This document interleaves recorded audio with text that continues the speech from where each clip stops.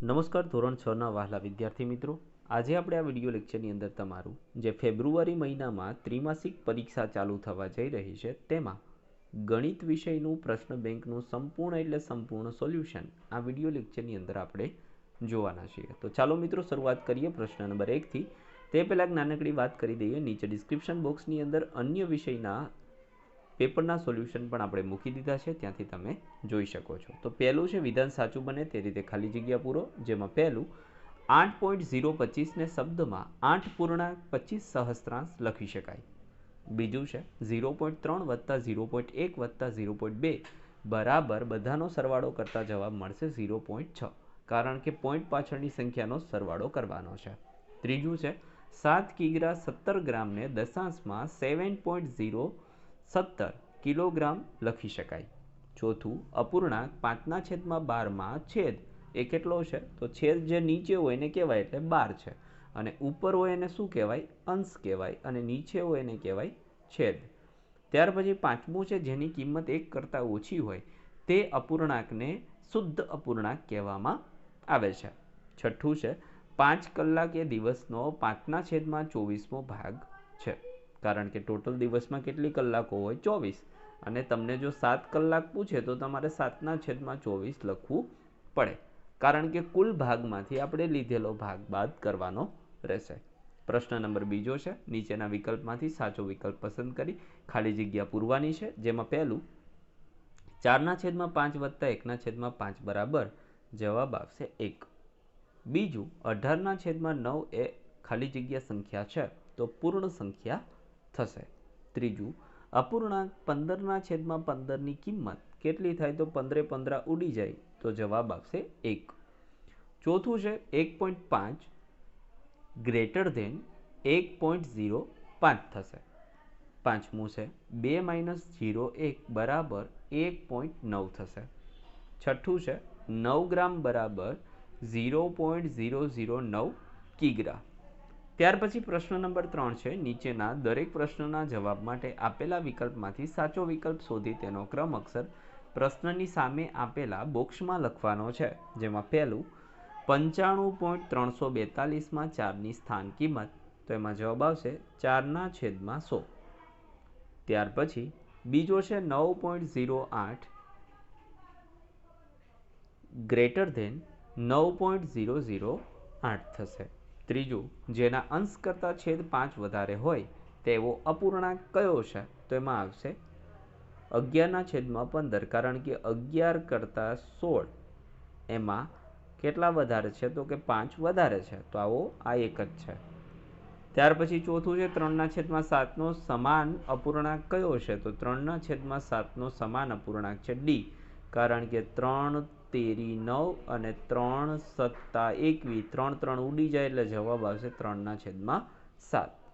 પાંચમું છે 4/5 less than 5/6. ત્યાર પછી છઠ્ઠું છે 3.4 કિમી બરાબર કેટલા મીટર થશે? તો જવાબ આવશે 3400. ત્યાર પછી નીચેના વિધાનો ખરા છે કે ખોટા એ જણાવવાનું છે, જેમાં પહેલું 6/7 અને 7/6માં 7/6 મોટો અપૂર્ણાંક છે, તો સાચી વાત છે. જેનો છેદ નાનો હોય એ અપૂર્ણાંક હંમેશા મોટો હોય, આ ધ્યાન તમારે લેવાનું છે. તો જો આનો છેદ છે 7 છે, આનો છેદ 6 છે, તો 6 વાળો મોટો હોય, 7 વાળો મોટો હોતો નથી. બીજું છે 3/4 ગ્રેટર ધેન 3/2. ઓકે, ત્યાર પછી જોઈએ આ ખોટી વાત છે. આ કેવી વાત છે? ખોટી વાત છે. શા માટે? તો કે હમણાં જ મેં તમને કીધું જેનો છેદ મોટો હોય ક્યારેય મોટો થાય નહીં. 2.4/5 એ મિશ્ર અપૂર્ણાંક છે, તો આ વાત સાચી છે. ચોથું છે 2 - 0.2 બરાબર 0, તો આ વાત ખોટી છે. પાંચમું છે 0.5 વત્તા 1.3 બરાબર 0.18, તો આ વાત ખોટી છે. છઠ્ઠું 3 કિલોગ્રામ 5 ગ્રામ એટલે 3.5 કિગ્રા, તો આ વાત ખોટી છે, કારણ કે 3.005 આવું તમારે લખવું પડે તો થાય, બાકી થશે નહીં, કારણ કે 1 કિગ્રા બરાબર 1000 ગ્રામ થાય એટલા માટે. પ્રશ્ન નંબર 5 નીચેના દાખલા ગણવાના છે. સરવાળાના દાખલા છે 2.5 વત્તા 6.08. તો આપણે વ્યવસ્થિત ગણતા દાખલાનો જવાબ મળશે 8.78. કઈ રીતે? તો કે 2.7 પોઈન્ટની નીચે જ પોઈન્ટ આવવો જોઈએ 6.08. અહીંયા કંઈ ન હોય કેટલા હોય? 0 હોય. આનો સરવાળો કરતા અહીંયા 8 ના 8, અહીંયા 7 ના 7, પોઈન્ટના પોઈન્ટ અને 2 ને 6 કેટલા થશે? તો 8 થશે. એવી જ રીતના બીજો દાખલો છે 1.08 વત્તા 1.008. તો પહેલાં 1.08 અને બીજું લખવાનું છે 1.008. અહીંયા કશું ન હોય તો 0 હોય.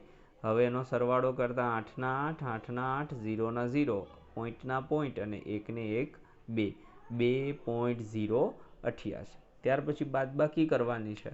તો બાદબાકી પણ જે રીતે આપણે સરવાળાની રકમ બનાવતા હતા એ જ રીતે 83.21 માંથી 19.8 બાદ કરવાના છે. તો 83.21 માંથી 19.8 ને બાદ કરવાના છે. પાછળ કંઈ ન હોય કેટલા હોય? 0 હોય. 1 ના 1, 2 માંથી 8 ન જાય લેવો પડે 10 કો, 12 માંથી 8 જાય વધે 4, પોઈન્ટના પોઈન્ટ અહીંયા વધ્યા 2, 2 માંથી ન જાય એટલે લીધો 10 કો, 12 માંથી 9 જાય વધે 3 અને અહીંયા વધ્યા કેટલા? 7, 7 માંથી 1 જાય તો વધે 6.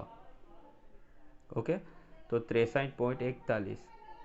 એમના પછી બીજો દાખલો છે 5.2 માઇનસ 3.9. તો એનું આપણે બાદબાકી કરતા જવાબ મળશે 1.3. ઓકે, ત્રીજું છે નીચેના અપૂર્ણાંકને અતિ સંક્ષિપ્ત રૂપમાં દર્શાવવાનું છે. તો 40/56. તો 8 પંચા 40 અને 8 સત્તા 56, 8 8 ઉડી જશે એટલે જવાબ આવશે 5/7. એવી જ રીતના 75/100 છે. તો 25 તેરી 75 અને 25 ચોખ્ખું 100, 25 25 ઉડી જાય એટલે 3/4 આપણને જવાબ મળશે.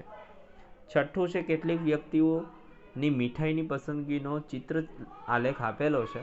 જો તમારે ચિત્ર આલેખમાં 1 મીંડા બરાબર 5 વ્યક્તિઓ સમજવાના છે. આ એક નક્કી રાખવાનું.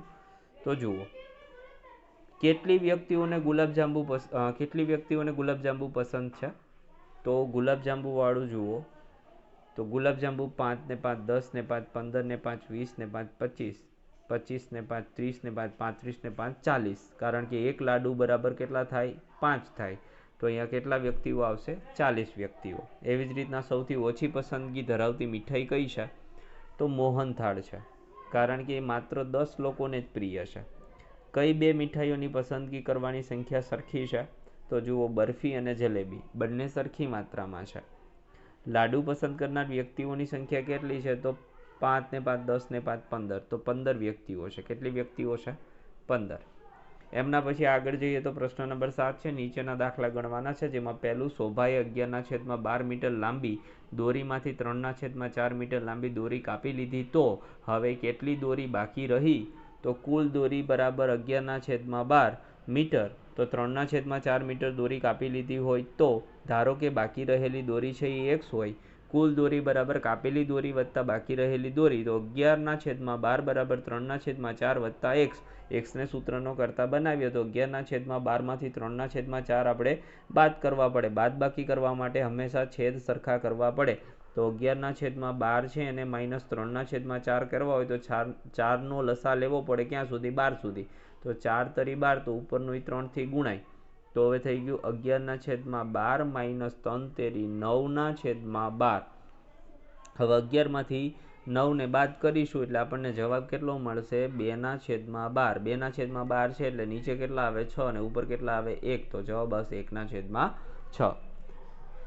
બીજું છે નંદિની સવારે 2/5 કિમી અંતર ચાલી અને સાંજે 7/10 કિમી અંતર ચાલી. તો તે કુલ કેટલું અંતર ચાલી હશે? હવે સરવાળો કરવાનો છે. 2/5 વત્તા 7/10. મિત્રો પણ સરવાળો કરવા માટે છેદ સરખા કરવા પડે.